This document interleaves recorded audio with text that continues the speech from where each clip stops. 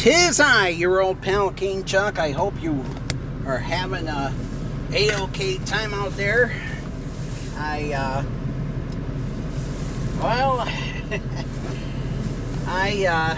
Still getting over my flu. Still got some sharp pains in my body that were caused by the flu. Any day now, any day.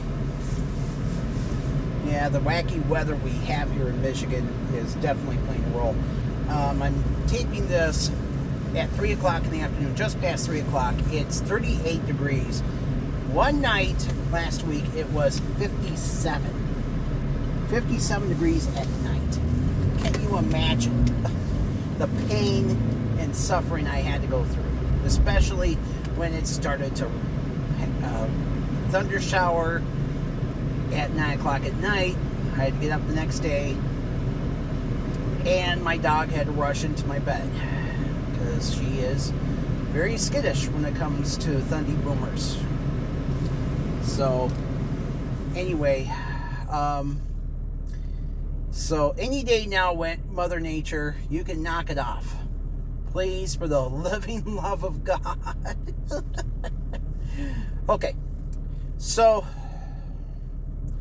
let's do some house cleaning first. We got two follow-ups to some recent podcasts we did. Right around the holidays, we did a podcast where we put the smacketh downeth on Rivertown crossings because their security detail decided that they didn't want people with Down syndrome dressed up as elves on their property. Yeah, they kicked out a man, this mentally and physically disabled man who was dressed up, who unfortunately was dressed up like an elf. And I told you the unfortunate story about a couple of years ago. Their security, female security guard, ugly ass woman, big, ugly, fat ass woman with lots of tattoos. She got angry in my face, claiming that I was taking inappropriate pictures of women. I was not. I even wanted to show her proof, and she wouldn't want to look at it. Now the good news is the mall has a new owner.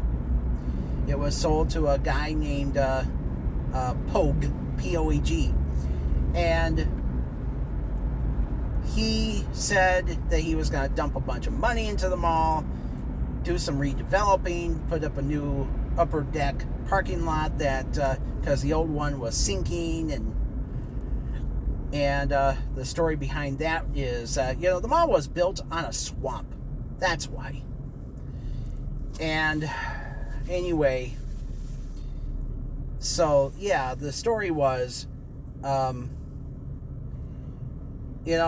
Rivertown has not, the guy is trying, he claims that he's trying real hard to keep the mall competitive against Woodland, but it's not enough, especially after what the security guard did to that poor kid with Down syndrome. So anyway, here's what happened. As I've always said, John Lennon was only half right. Karma's gonna get you, but it ain't always instant. Well, it was just announced this past week, Rivertown Crossings is losing Macy's. That's right. In their latest round of closures, Macy's has just announced Rivertown Crossings, their location there, is closing on March 31st. And so now that means that the mall now has 3 abandoned acres. And the only good news to share is that one of the floors of the abandoned acres, which by the way is Yonkers, is now a trampoline park. But dealing with Sears, and now Macy's is closing. So that means, if I'm not mistaken, the mall will have just 2 traditional department stores left: Kohl's and J.C. Penney. I mean, they still got a big ass Dick's Sporting Goods, and they still got Celebration Cinema, which just remodeled. The Lokes decided to remodel all their theaters, and and word even had it that there was a lot of duct tape at the theater, but still, it's not going to bring me back. It's like, when if I go to your business and you yell at me for something I didn't do, you lost me as a customer. Because guess what? When you're a customer, guess what? I'm your boss. Okay? Sorry, not sorry. You don't come. When I come into your business and you start making up bullshit about me, I don't care if it's an employee or what. But I'll even slap on a 1-star review and say, this is not. Yeah, I even gave a 1-star review, by the way, to Rivertown when that security guard was giving me the business. They don't deserve my money. Sorry, not sorry. Okay, so back to what I was talking about in regards to. So the other thing I wanted to talk about, last week I did a podcast about Northern Michigan radio. And are you ready for this? Already, there's been one change at one of the stations. Rock 105 and 95.5 have already parted ways with Greg Beherrell. So here's the story. Greg Beherrell is this Canadian radio DJ. He's now based out of Los Angeles at KLOS. And I listened to some portions of the show, and they were just out of place. The show wasn't even real. It was all pre-recorded bits. And one of the bits had him talking to a guy doing barbecuing in the middle of the winter. And I'm like, wow, how nice of you to put on a show that's featuring a guy doing a barbecue in the middle of the fucking winter. Anyway, so what's going on is that Rock 105 and 95.5, they removed every reference to Greg Beherrell on the website. They even had a little banner where, they even had a picture of him with Cartman and N. Carlini and Guy Dark. And now it's just, they took him off. And I'm like, wow, I have to wonder what straw broke that camel's back. So anyway, so now Rock 105 and 95.5, they're down to just 2 DJs a day. Cartman from 7 a.m. till 1 in the afternoon, and Ann Carlini from 1 to 7. And it's like they used to have 4 DJs a day. Why are they down to 2? And it's like, meanwhile, I look at the Bear, and it's like, the Bear has, they got Bob and Tom. They got a new guy, Dave Bard, doing mid-afternoons. Guy Dark is over at the Bear now, and Greg Fletcher, who was at the Bear a long, long time ago, of course, he's now doing nights. And I'm like, they're making it sound like they don't want to, Black Diamond is sounding like they don't give a shit about Rock 105 and 95.5. I mean, the only thing keeping that station going is Cartman, unfortunately. Although, they just announced that they are starting a new weekend show called Smells Like Saturday Night, and it's all like alternative music, new and classic alternative. And I'm like, well, that's nice, But, KLT, on the other hand, they actually started a metal show. And they do play some new metal on that program. I listened a couple of times. And, it kind of shows, how fucking clueless Black Diamond is. Ever since they got rid of Smitty, or Smitty quit the station, I should say, over money, it's like the station's ratings have not been the same. They act like they don't want to fight against KLT. And meanwhile, the only station they have that actually has okay ratings is Big Country 102.9. And the big reason why is because they're the only country station in that area of Michigan with a decent signal. Now that TCM got rid of 93.5, and of course they gave it to KLT. But that's the way it is, folks.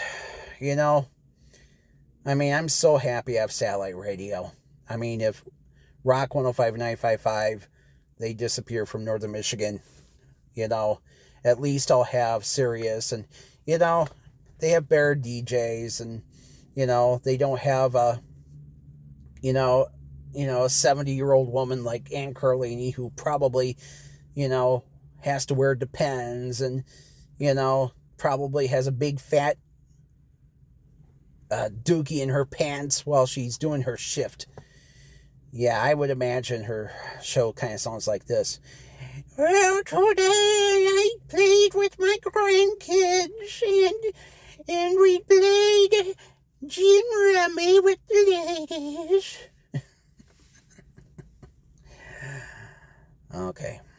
Okay, so enough about Northern Michigan Radio. Let's talk about the king of all media, Howard Stern. Howard Stern is 72 today. Yeah, that's right. Still the king of all media after all these years.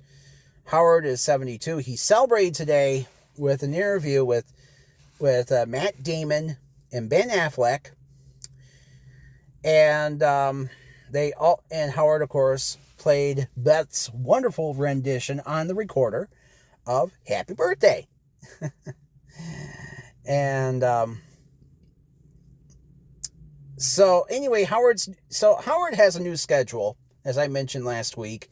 The show is now only on 2 days a week, Mondays and Tuesdays. It could go back up to 3 days a week. We don't know. But Howard says that his health is first in his life. And, like I said, he's 72. He's only doing this because, he knows that Sirius XM will probably die a sad, painful, lonely death when he quits the business. So what happened was on last Monday's show, he talked about his grandkid. And he said that his grandkid came in from California. And, he's a little boy. He's a little toddler, I think. And he is obsessed with this lady named Ms. Rachel. Ms. Rachel the story was, Ms. Rachel is this, she's a singer and songwriter. She has these little, kids videos on YouTube, and she's very engaging, and,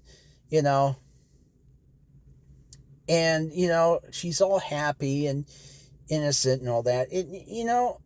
The story with Ms. Rachel was that allegedly she started her YouTube page and started writing these songs because her son had like a developmental problem, trouble talking, and so she made these videos, and they became, not only did they help her kid, but it also helped, get this, other parents loved her, and now she's got millions of fans, not just here in America, but around the world, thanks to YouTube.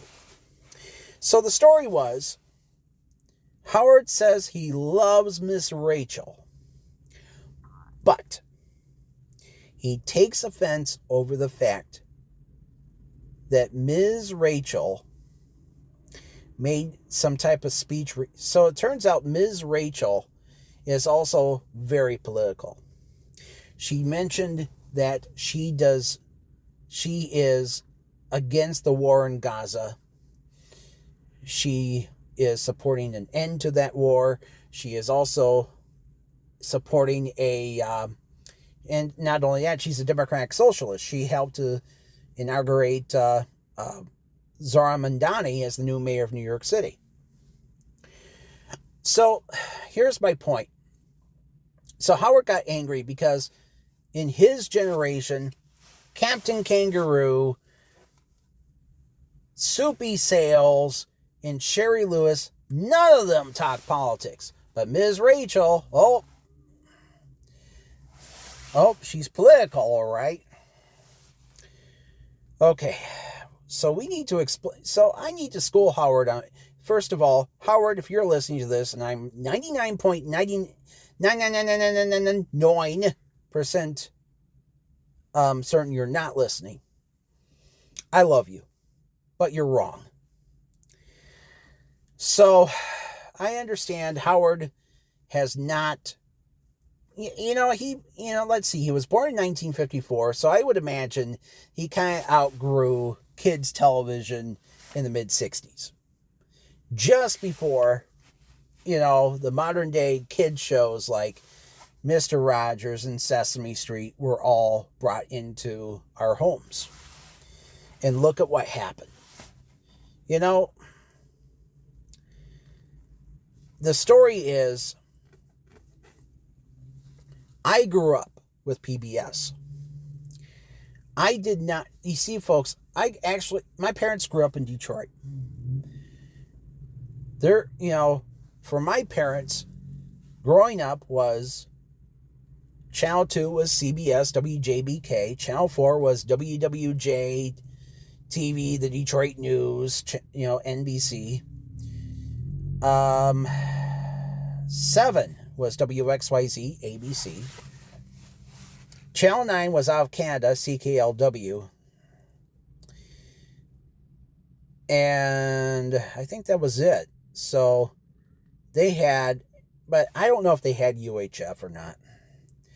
Because if they did, they probably could get, as young children, Channel 50, WKBD, and of course, at the time, the old WXON was on Channel 62 before moving to 20, and 62 became WGPR. And 56, of course, was WTVS, which eventually became PBS, of course. It was originally a member of NET, the National Educational Television Network, which morphed into PBS. So my parents pretty much had more TV choices than I did growing up. They hated Detroit life, so they moved up to northern Michigan in 1977, and they ended up living in an area where there was no cable TV. None. Zip. Zero.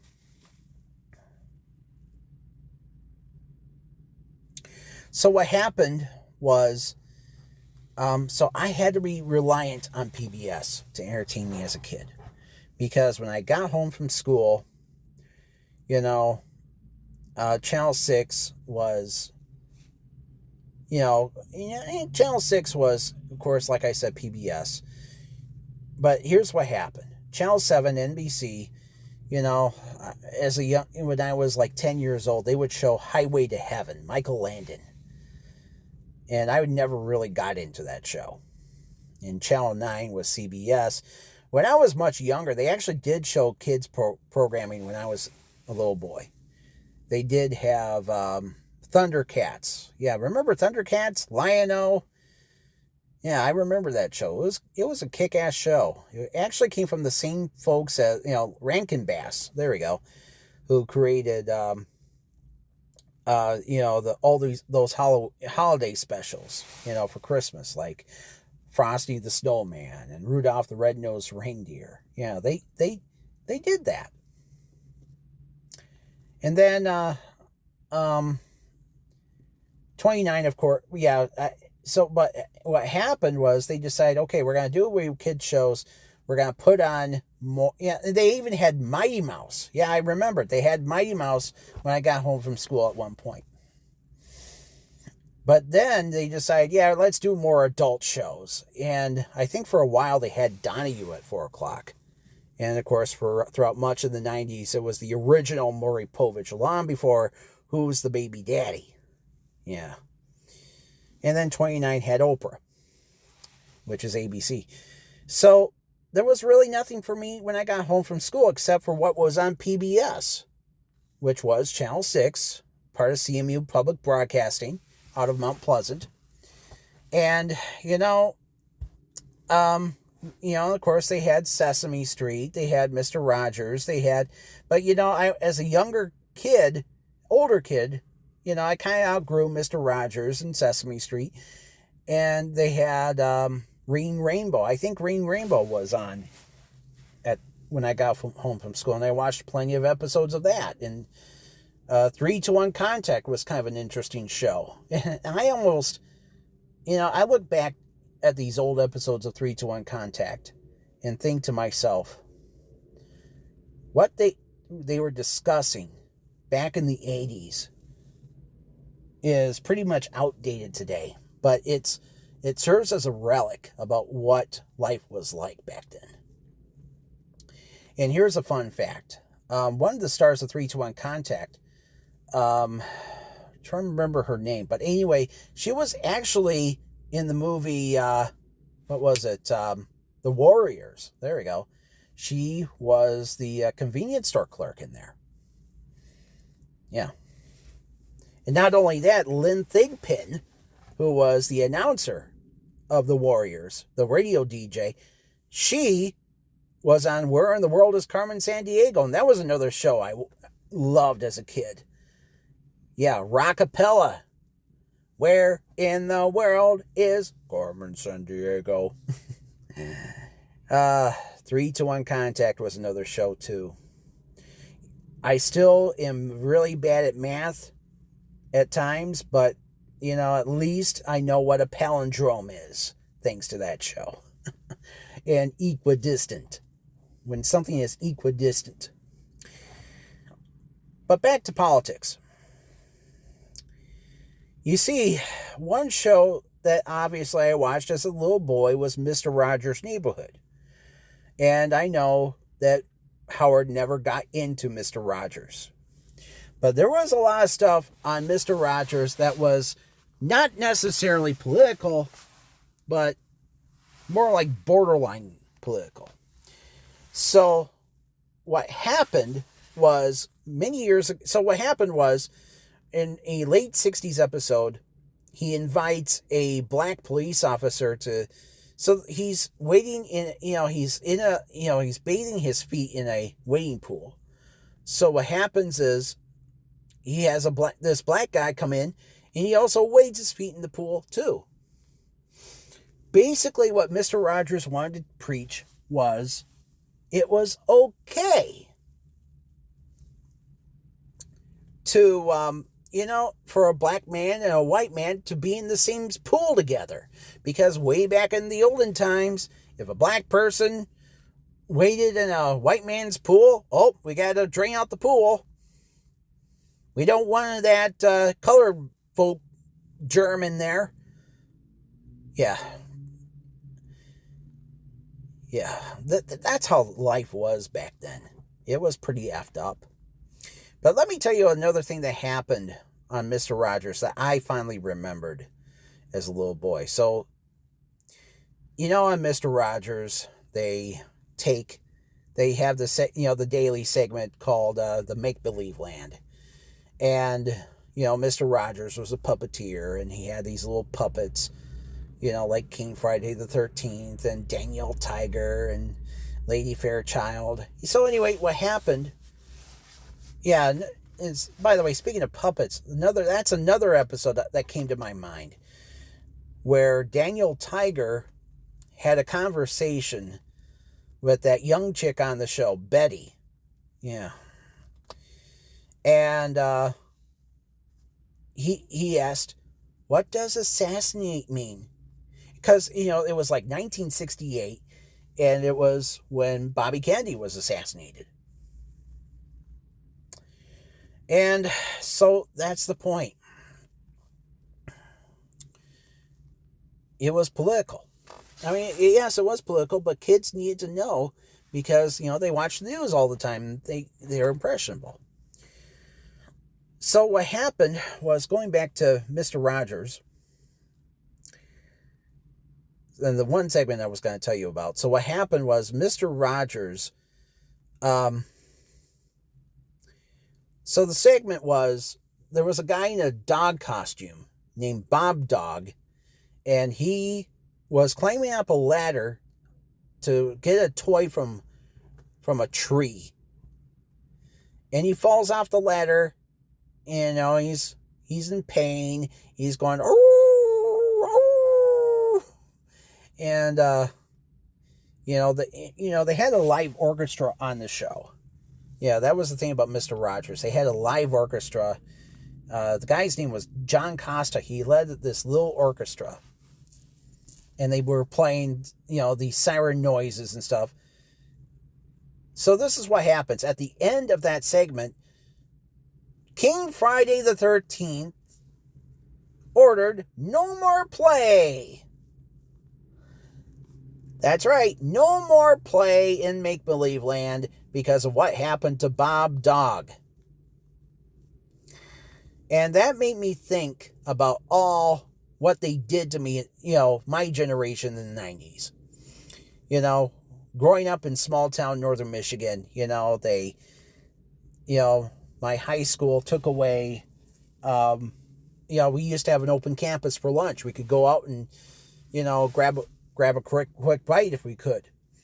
But here's the problem. Elk Rapids, the town I grew up in, no fast food restaurants. None. No Golden Arches. There was a Subway for a while, a couple of years, and now that's closed. So this is what happened. So let me give you a brief story about what happened. So Elk Rapids High School was built in 1971. The current high school. The original, the high school before that was actually Cherryland Middle School, and they're still around. Cherryland was originally, I think, 7th through 12th grade. And then they decided to have high school, build a high school across the street, 9th through 12th grades. And originally, the high school had a really tiny lunchroom. It was tiny from what I heard. So what happened was, kids at that school didn't want to have lunch there. They would just go out and, do whatever they wanted. But then what happened was they decided to expand. So they built a new lunchroom in 1996. That was the year I was admitted to Elk Rapids High. And so what happened was, at that time, they decided that freshmen and sophomores were not going to have a full, they were not going to leave the campus. It was a closed campus to them. And the reason why was because, they couldn't drive anyway. And they only really had access to one store. And guess what? The owner of that store complained that kids were coming in, taking stuff from the shelves, and not buying it. They were shoplifting. He was pissed. And that man, by the way, was Rick Young, the longtime owner of the Village Market. Now, everyone knew Rick. He was a very giving spirit. He was always giving a lot to the community and all that. But Rick had a problem with, basically he became just one of those guys who was like, if one's bad, they're all bad.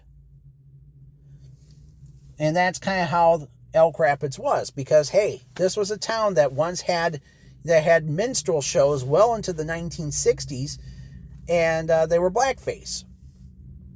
Blackface minstrel shows. So now they needed to have another target.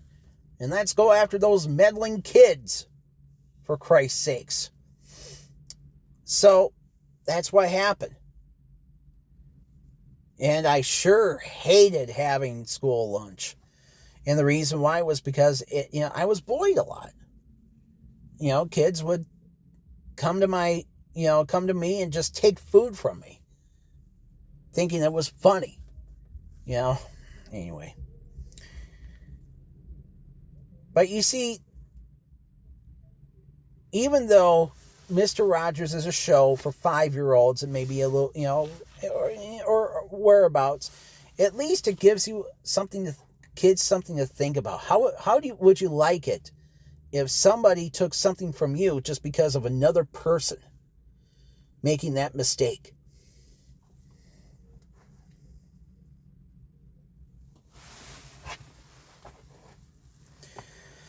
That's what and I still get very angry thinking about what happened as a kid. And I know it's one reason why I love the fact that I don't live up there anymore.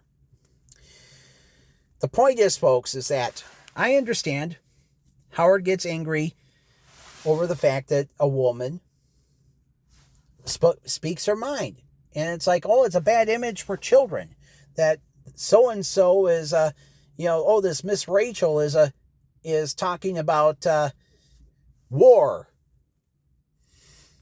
You got to understand that these parents have to watch this shit with their kids. And, when I think of education and children's programming, you got to understand something. Politics are important.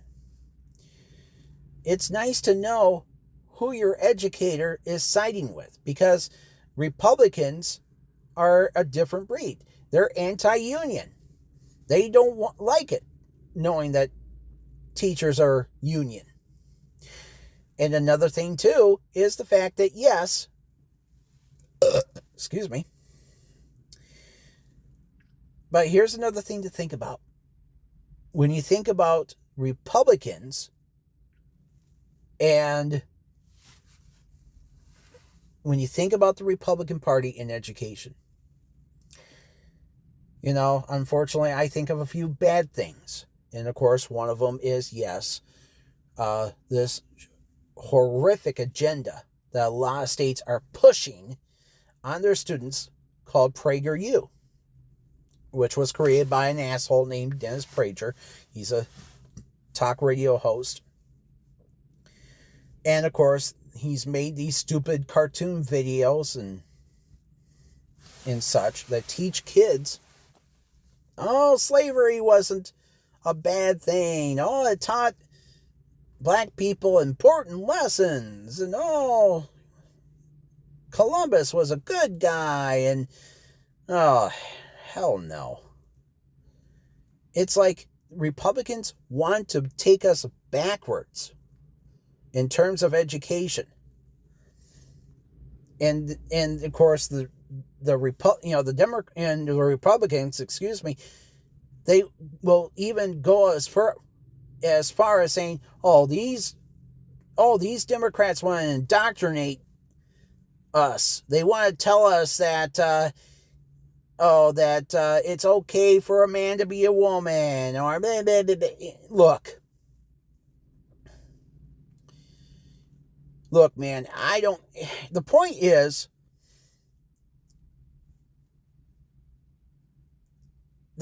folks, is that Howard needs to know that if Ms. Rachel is a smart lady, she's doing the right thing.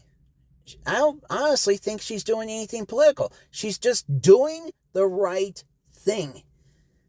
And by standing with a guy like Mandani, who is going after the wealthy in New York City, and then on top of that, trying to make things more affordable.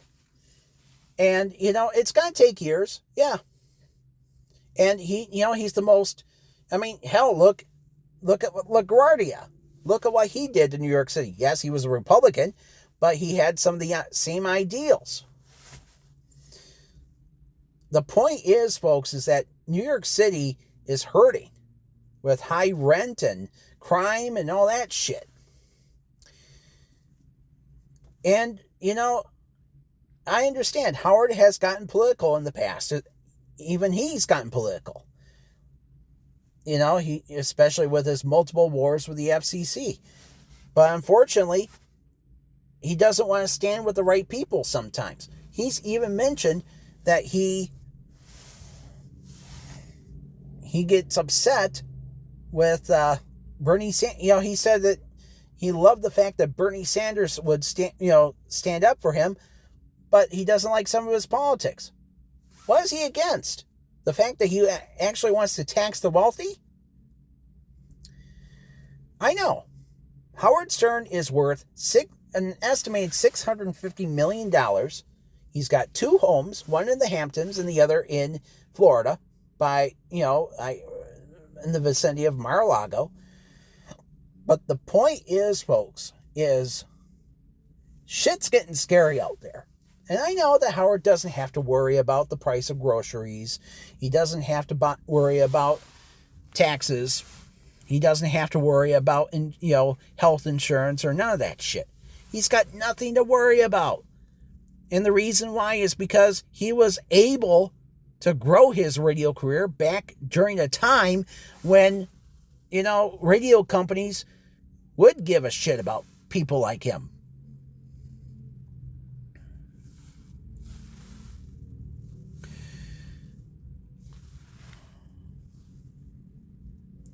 The point is, folks, is that Donald Trump is fucking up this country.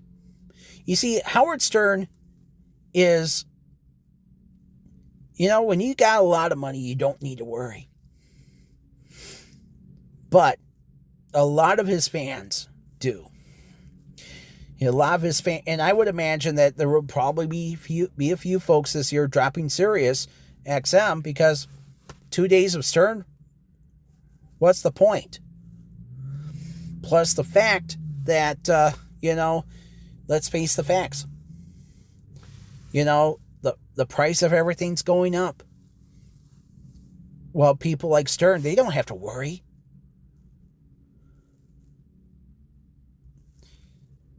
You see, folks, we are in scary times. Look at what happened last week with Renee Good. Gunned down for no fucking reason by a douchebag ICE agent. A part of Trump's Gestapo.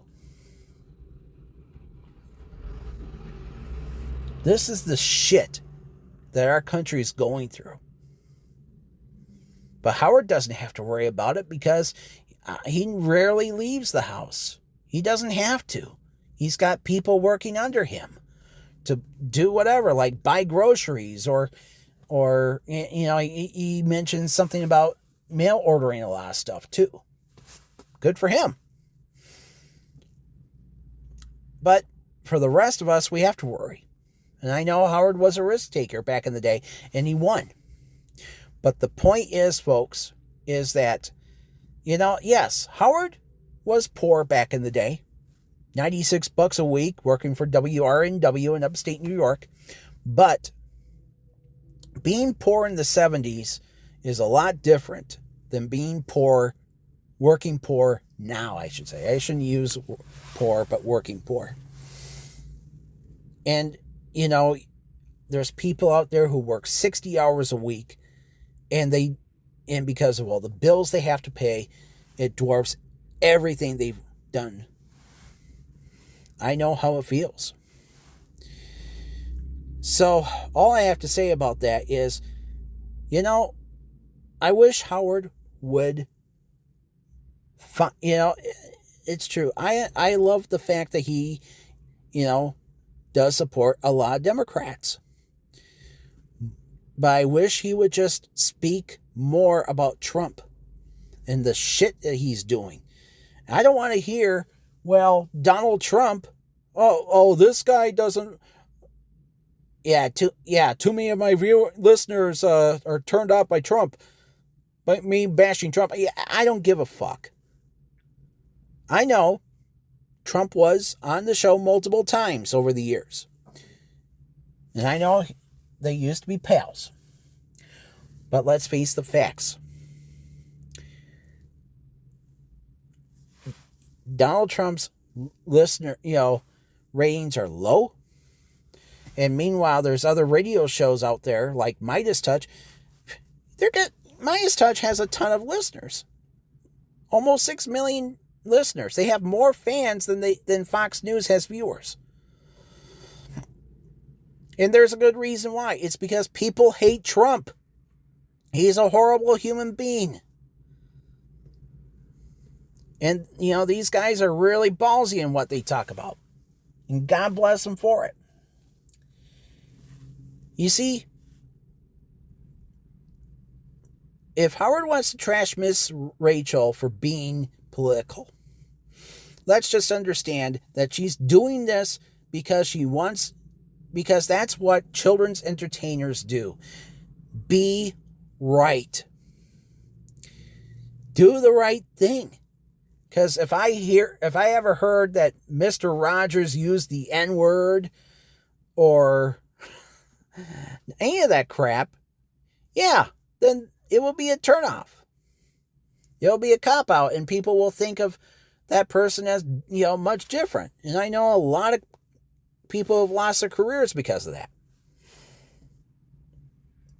So anyway, that's all I have to say about Howard. I hope he's having a very happy birthday. Happy and blessed 72nd. I'm still a listener. I know I get a little angry at the lack of political talk, but this is some really scary shit, man. We need to worry about it. Because let's face it. I mean, when you don't talk about it, that might be an effect of being very wealthy, but I'm not. And so that's what I have to say about that. Okay, folks. Good day and good luck. I hope you have a happy day. And I'll talk to you later.